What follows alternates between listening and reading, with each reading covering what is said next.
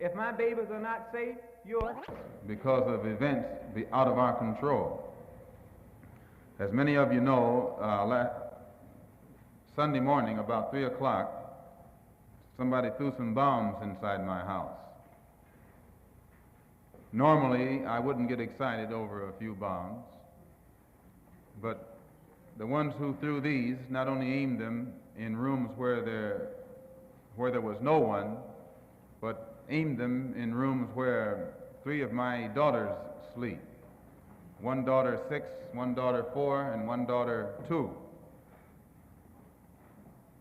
And since I am quite certain that those who threw the bombs knew my house well enough to know where everyone was sleeping, I can't quite bring my heart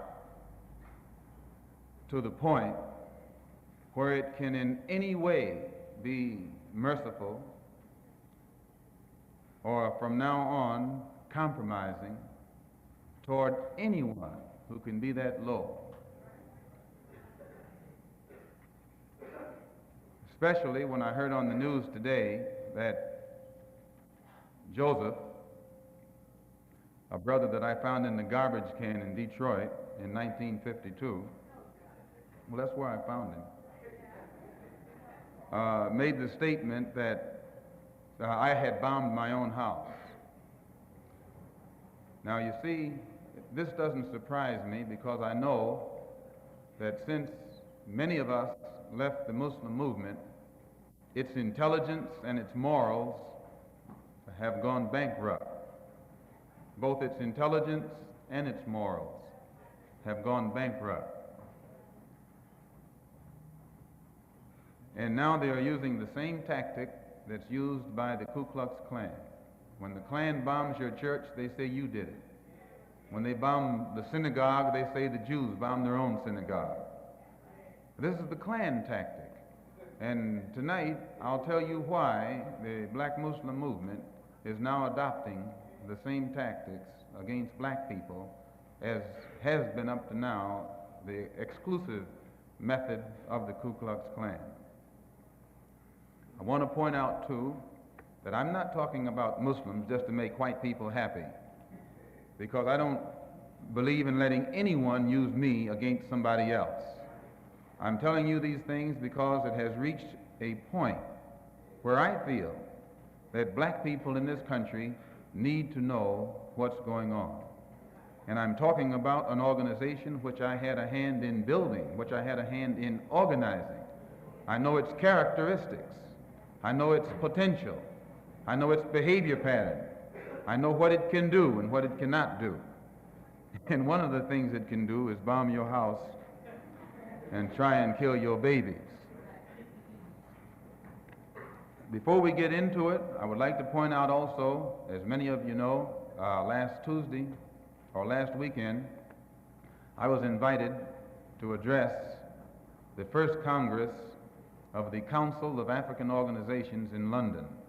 They had a 4-day Congress from the 5th, 6th, 7th, and 8th, and had invited me there to make the closing address and bring the delegates from the various African organizations that are situated on the European continent up to date in regards to the struggle of the black man in this country in his quest for human rights and human dignity. And in conjunction with that invitation, I had gotten an invitation to visit Paris from the Afro-American community in Paris, which was sponsoring a rally in conjunction with the African community.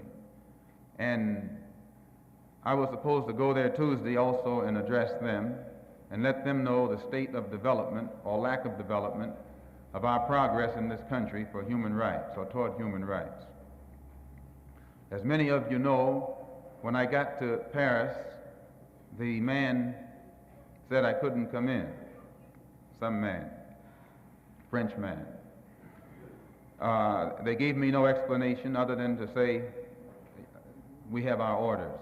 They wouldn't let me phone the American embassy, and they tried to imply that the American embassy was behind it, which I told them that I didn't know de Gaulle had become a satellite of Lyndon B. Johnson.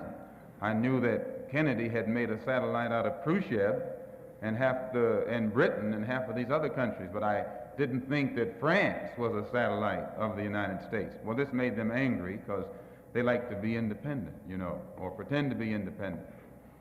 But they wouldn't let me in. They wouldn't let me phone the American embassy. And later on, when I got back in London, and by the way, when I got back to London, there was about 20 different delegates. There were delegates from about 20 different African organizations on hand at the airport, and they were going to raise hell if anything had happened other than what should have happened. As it was, I re-entered England with no trouble, and immediately got in telephone contact with the brothers and sisters who were in Paris by telephone. And they pointed out that they had encountered some difficulty, first from the communist trade union workers.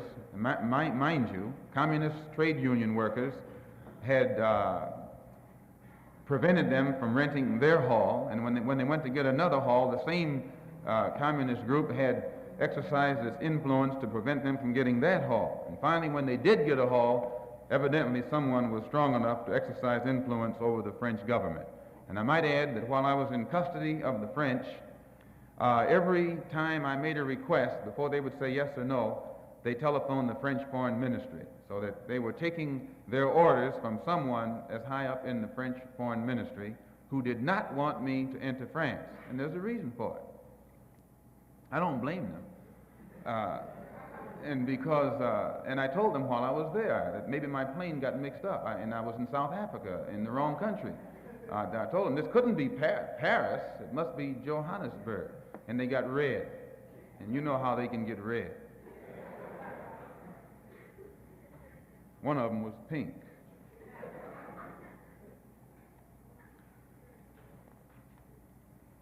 The same thing happened in England. As many of you probably read in the Sunday Times and Tribune, there was a great fear in England concerning me speaking to the West Indian community. And this is because England has a very serious color problem developing, because so many of our people are migrating there from the British West Indies. France, quietly as it is kept, has a very serious color problem developing because of the migration to France of our people from the French West Indies. And with these people from the French West Indies, black people, going to France, others from the British West Indies going to England, coupled with the Asians who are coming from the Commonwealth territories, along with the Africans from French Equatorial West Africa, formerly into France, and the British possessions into Britain. There's a large, increasing number of dark-skinned people swelling the dark population of France and Britain, and is giving them a great deal of cause for worry. The only difference over there and over here being that no one of black skin in France has ever tried to unite the dark-skinned people together, neither have they done so in England. So you can somewhat see what their fear is. No effort has been made to unite the Afro-American community or the American Negro community with the West Indian community, and then those two communities with the African community, and those communities with the Asian community. This has never been done in either England or France. But when I was in France, to come to Alabama and organize the black people of Alabama and pull the sheet off the Klan ourselves.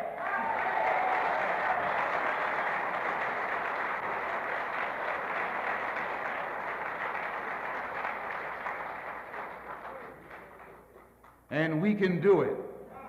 Brothers and sisters, we can do it. And the federal government won't do it. And since then, they've been talking about a little investigation of the Klan and the Citizens Council and the black Muslims and some of the others. But they're not going to do anything. The only way the Klan is going to be stopped is if you and I organize and stop them ourselves. That will stop it. You may say, well, why am I so down on the Klan all of a sudden? And I'm going to tell you why. And why did I shift my attack from the black Muslims, Elijah Muhammad and his immoral self, to the Klan? Yes, he's immoral. You can't take 9 teenage women and seduce them and give them babies and not tell me and then tell me you're moral. You could do it if you admitted you did it and admitted that the babies were yours. I'd shake your hand and call you a man. A good one, too. But anytime you seduce teenage girls and make them be charged with adultery, make them hide your crime, why, you're not even a man, much less a divine man. So, and this is what he did. He took at least 9 that we know about. And I'm not speculating because he told this to me himself. Yes, that's why he wanted me dead, because he knew that as soon as I woke up, I'd tell it. 9 of them, not 2 of them that are suing him, but 9 of them. And the FBI knows it, the law in Chicago knows it, the press even knows it, and they won't expose the man. And you don't let me get off of here tonight without telling you why they won't expose him, why they're afraid to expose him. They know that if they expose him, that he has the most, see, the black Muslim movement, it was organized in such a way that it attracted the most militant, the most uncompromising, the most fearless, and the youngest of the black people in the United States. That's who went into it. Those who didn't mind dying, they didn't mind making a sacrifice. All they were interested in was freedom and justice and equality, and they would do anything to see that it was brought about. These are the people who have followed him for the past 12 years, and the government knows it. But all of these ultra-militants have been held in check in an organization that doesn't take an active part in anything, and therefore it cannot be a threat to the movement again from January 1961, because most of the action that Muslims got involved in was action that I was involved in myself. Wherever it happened in the country, where there was some action, it was action that I was involved in because I believed in action. I never have gone along with no Ku Klux Klan. And another one that he had made a deal with was this man Rockwell. Rockwell and Elijah Muhammad are regular correspondents with each other. You can hate me for telling you this, but I'm going to tell it to you. Rockwell attended the rallies because Elijah Muhammad put the OK on it. And Sharif, the captain of the FOI, and I had discussed it, wondering why Rockwell could come to our meetings, because to Elijah Muhammad and the black Muslim movement were to crumble, that all of those militants who formerly were in it and held in check would immediately become involved in the civil rights struggle, and they would add the same kind of energy to the civil rights struggle that they gave to the black Muslim movement. And there's a great fear, you know yourself. White people don't like for black people to get involved in anything to do with civil rights unless those black people are nonviolent, loving, patient, forgiving, and all of that. They don't like for them to.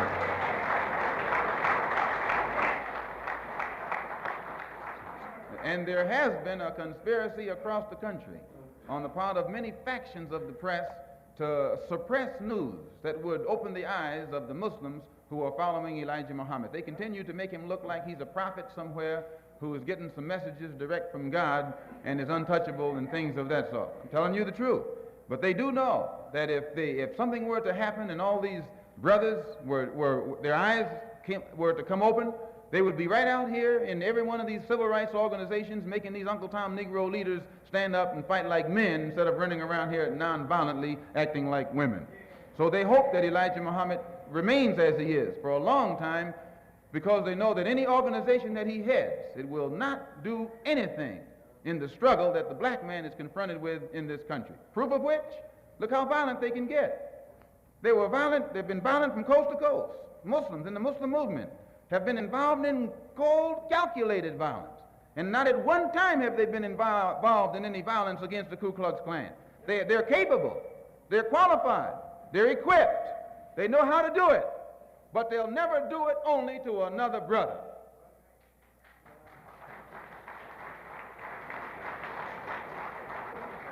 Now, I am well aware of what I'm setting in motion by what I'm saying up here tonight. I'm well aware. But I have never said or done anything in my life that I wasn't prepared to suffer the consequences for.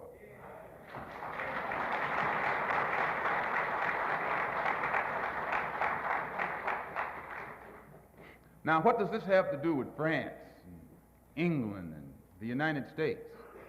You and I are living at a time when there's a revolution going on, a worldwide revolution. It goes beyond Mississippi. It goes beyond Alabama. It goes beyond Harlem. There's a worldwide revolution going on, and it's in two phases. Number one, what is it revolting against? The power structure. The American power structure? No. The French power structure? No. The English power structure? No. Then what power structure? An international Western power structure. An international power structure consisting of American interests. But as the African nation got it, we became proud of it. And when they became proud of it, we began to have something effect with it. But my journey was to Mecca to make myself an authentic Muslim and to bring them there up to date on the problems that our people who are Muslims have. Soon as we established our religious authenticity with the Muslim world, we set up the Organization of Afro-American Unity and took immediate steps to make certain that we would be in direct contact with our African brothers on the African continent. So the first step that has been taken, brothers and sisters, since Garvey died, to actually establish contact between the 22 million black Americans with our brothers and sisters back home was done by two organizations. Done first by the Muslim Mosque, which gave us direct ties with our brothers and sisters in Asia and Africa who are Muslims. And you know we've got to unite with them because there are 700 million Muslims. And we sure need to stop being the minority and become part of the majority. So, as Muslims, we united with our Muslim brothers in Asia and Africa, and as members of the Organization of African or Afro-American Unity, we set out on a program to unite our people on this continent with our people on the mother continent.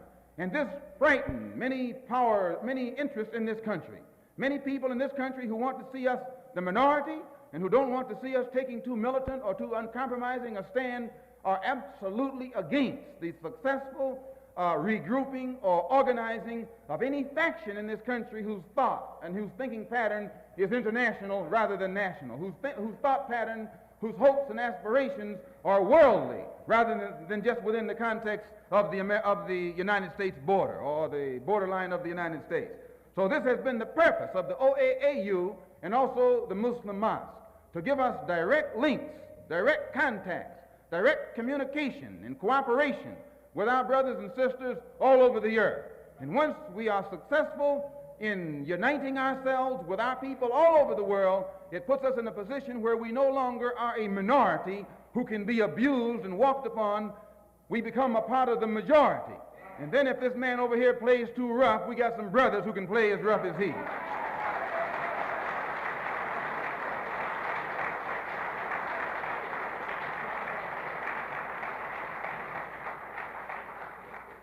So that's all I have to say about that. I wanted you to know that my house was bombed. It was bombed by the black Muslim movement upon the orders of Elijah Muhammad. And when the bomb was thrown, one of the bombs were thrown at the rear window of my house where my 3 little baby girls sleep. And I have no compassion or mercy or forgiveness or anything of that sort for anyone who attacks children. If you attack me, that's one thing. I know what to do when you start attacking me. But when you attack sleeping babies while you are lower than a guy...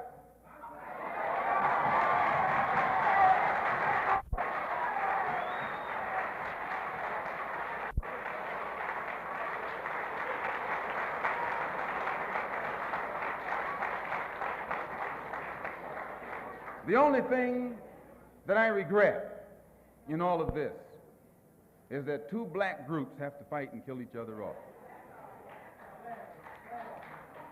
Elijah Muhammad could stop the whole thing tomorrow just by raising his hand. Really, he could. He could stop the whole thing by raising his hand. But he won't.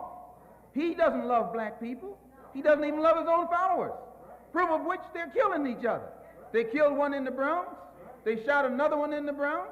They tried to get 6 of us Sunday morning, and the pattern has developed across the country. The man has gone insane, absolutely out of his mind. Besides, you can't be 70 years old and surround yourself by a handful of 16, 17, 18-year-old girls and keep your right mind.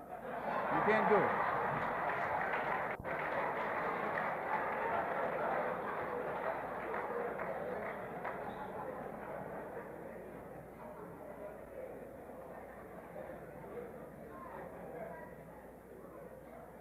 So from tonight on, there'll be a hot time in the old town.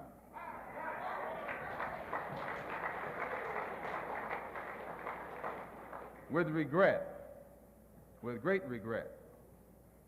There's no organization in this country that could do more for the struggling black man than the Black Muslim movement if it wanted to.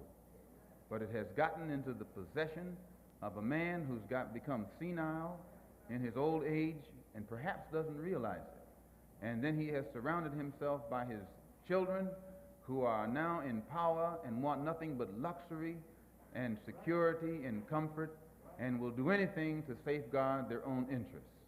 So I feel responsible for having played a major role in developing a criminal organization. It was not a criminal organization at the outstart. It was an organization that had the power, the spiritual power, to reform the criminal. And this is what you have to understand. As long as that strong spiritual power was in the movement, it gave the moral strength to the believer that would enable him to rise above all his negative tendencies. I know, because I went into the movement with more negative tendencies for the betterment of the community by any means necessary. And since tonight we had to get into this old nasty negative subject, we didn't want to bring up our program. We're going to have... You mentioned conspiracy between the black Muslims and the right wing in this country. Could you elaborate on it? I mentioned the conspiracy between the Muslims and the right wing in this country.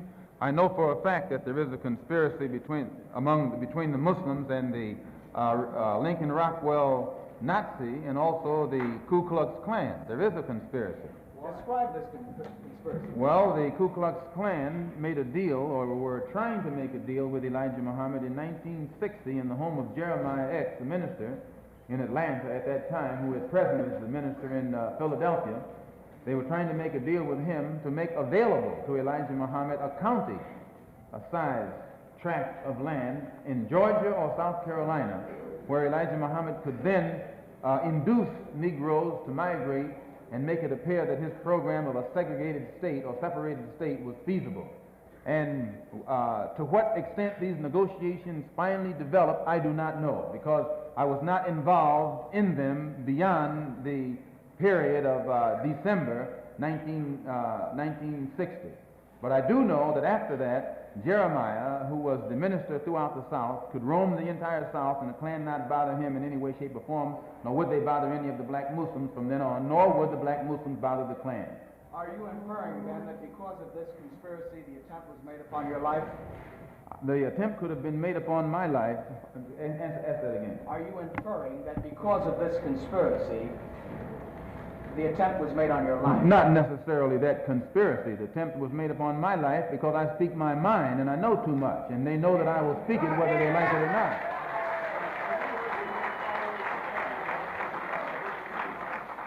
Pardon me? Are you urging your followers to take any actions against the Muslims? Am I urging my followers to take action against the Muslims?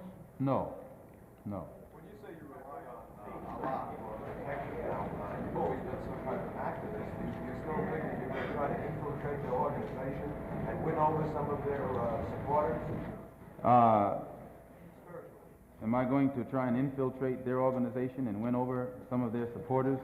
No, I have never tried to win supporters from Elijah Muhammad. Since I have left the black Muslim movement, I've spoken at these rallies. Those who come, come. Those who don't, don't. But I've never gone out of my way to win over any of his followers. And he himself is fearful because he knows that you don't have to exercise too much energy to win his followers. As soon as they know truth and compare the two, and by the way, this is the brother, I didn't even see you there, brother. This is Leon Amir, who was Cassius Clay's secretary, whom they beat unmercifully up in Boston. And the court freed the men who beat him. They fined him $100, was it? Yeah, $100. Fined him $100. And he was on the inside of the black Muslim specialty squad. And I know it. And it was he who heard Elijah Muhammad Jr. come to New York when Elijah Muhammad was at the Armory in June of last year. Jr. stood up and told the fruit, many of whom are here now also, that I should have been killed, that my tongue should have been put in an envelope and sent back to Chicago by now. And because Fat Joseph had not done it, they demoted him. He remained captain, but Clarence up in Boston was put over Joseph. And Joseph's authority was curtailed. And then Clarence, the captain from Boston, and John, the captain from Springfield, came to New York to assassinate me and came to him to get a silencer and couldn't get it. So the police know this. It's not something that's new. They just wait until the job is done and then they step in. Now, when you say, do you know that Elijah Muhammad was behind this? Yes, now, Elijah Muhammad called all of his officials, national officials, to Chicago in October and ordered them to kill or maim any of his followers who leave him to follow me.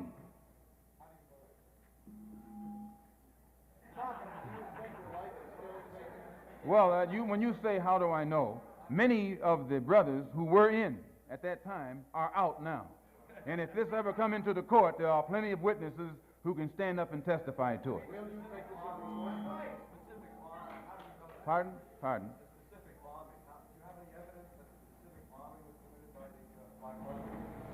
This specific bombing. Do you have any? I'd rather not say at this time. When you say you know too much, what do you mean?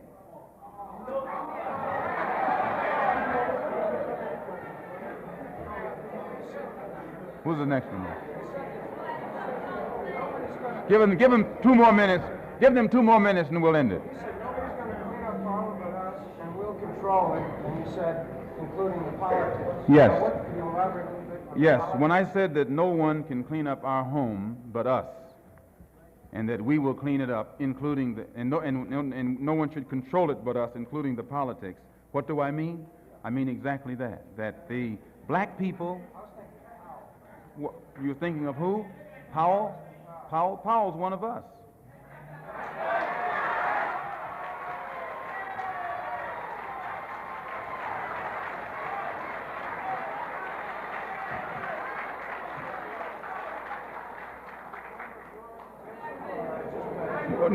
No, he's not a member of our organization, but when I say he's one of us, I mean he's one of the family.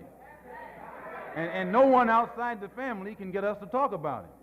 If we talk about him, we talk about him within the family. But nobody outside the family can instigate us against Powell.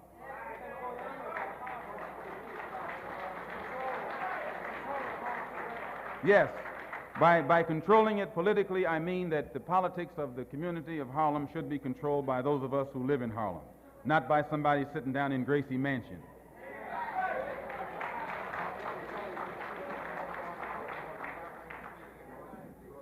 Sir? No, but the Organization of Afro-American Unity intends to get involved in every kind of action that's going on in New York City. We don't intend to let anybody downtown influence us in any way, shape, or form. We want the influence to come from Harlem and from other Harlems around the country. Now, this doesn't mean we're anti-outside of Harlem. This doesn't mean we're anti-Bronx or anti-White Plains or anti-white or anti-German or anything like that, but it means we're pro-Harlem. We're pro-ourselves. We want to start doing something for ourselves. That's all it means. It means that we want to stop begging you for your school. We want you to get out of the way and let us straighten out the schools in Harlem.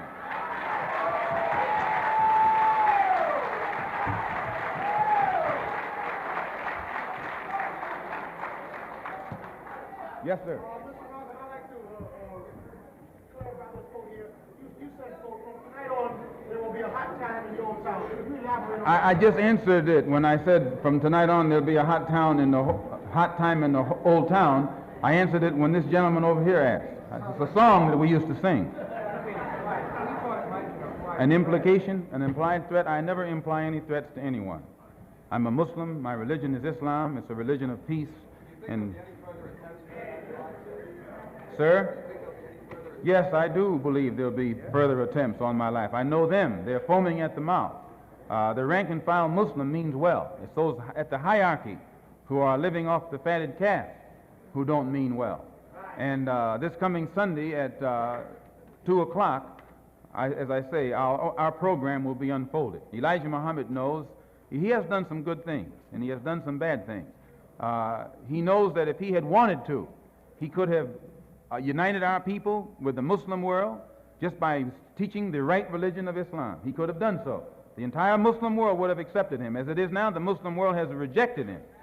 He can never go into the Muslim world saying that he's a prophet or that Allah came over here in the flesh. They would cut his head off if he said that over there. I mean, he knows this. None of his followers can go over there without denouncing him.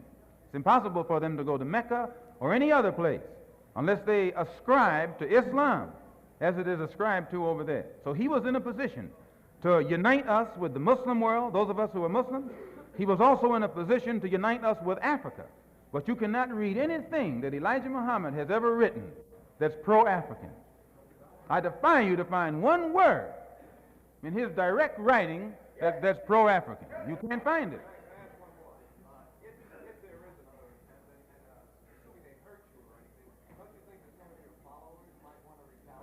Listen to this question this man asked me. What are you trying to get at?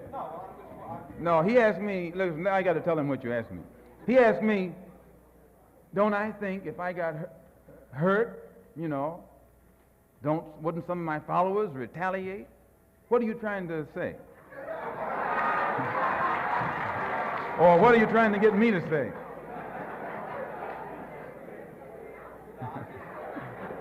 I mean, it's okay. I'm not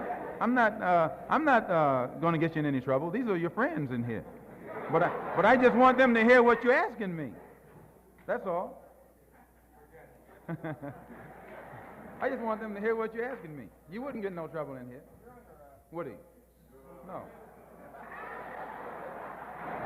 Yes, sir. Last question.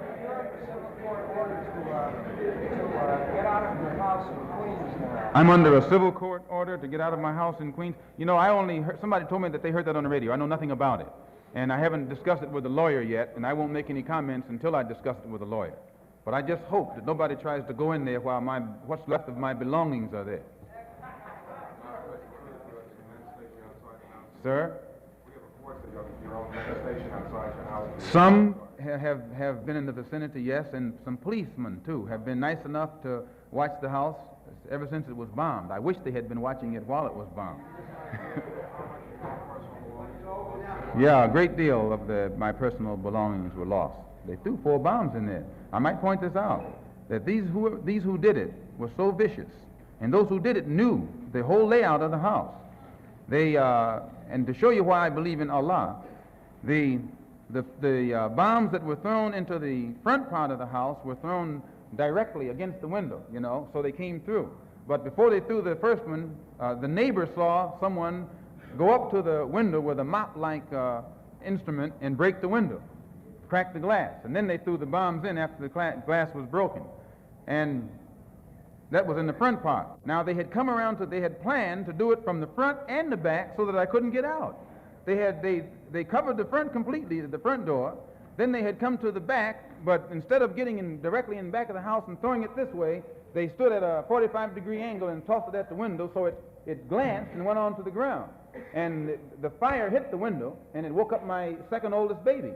But the fire burned on the outside of the house. But had that one gone through that window, it would have fallen on a 6-year-old girl, a 4-year-old girl, and a 2-year-old girl.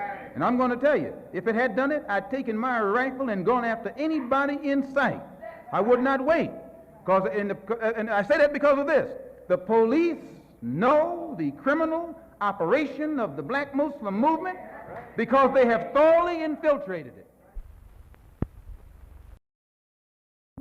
That the city police don't know about. because they have policemen in there. They don't let black people form anything without some policemen in there. And while I was in the black Muslim movement, over the black Muslim movement, many of the police who were sent to infiltrate us, they're black, would tell me, say, look, I'm a cop, but I have to come.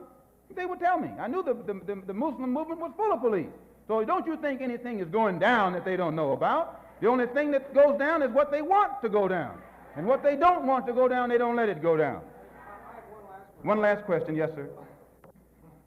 The Muslims claim that you bombed your own house. That's what I said. The Muslims claim I bombed my house.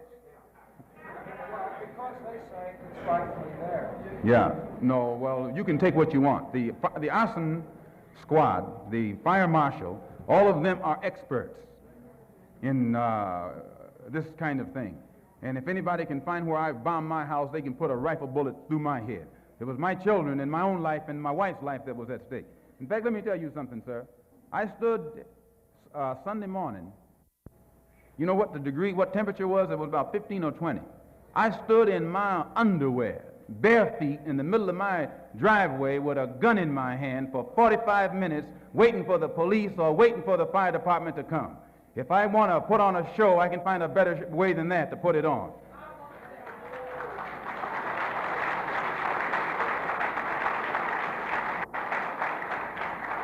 That's all.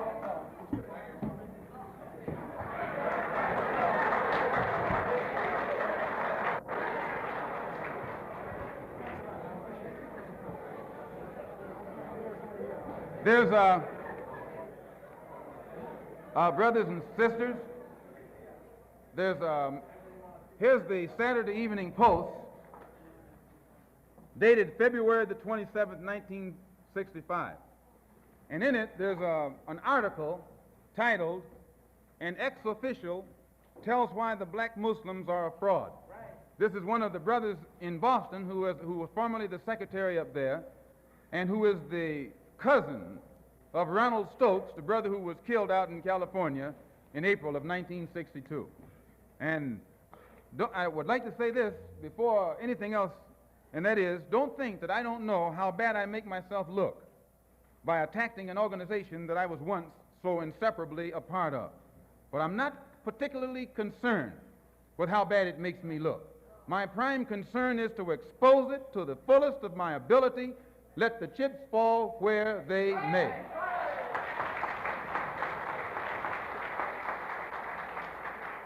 And if the black Muslim movement says that I'm wrong in what I say, then I say, since they are so well qualified and equipped, let them attack the Klan.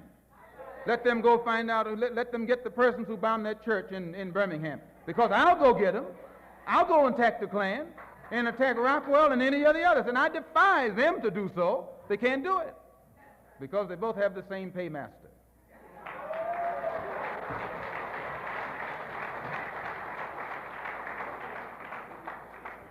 So now our question period, and you have to stand up because I can't see beyond this man's light. He could have jumped out of if he just wanted to jump out the window.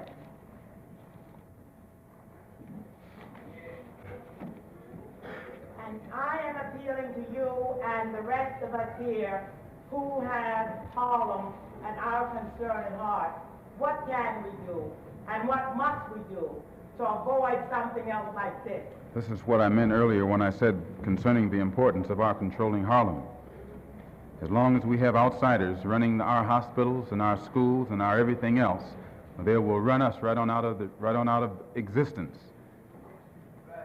I would suggest that you come over to the office and see what we can get our heads together on and see what we can do. Anything I can do, I certainly will, and I know all the brothers and sisters will. Because he's white. No, I shake his hand if he's all right. But first he's got to get all right.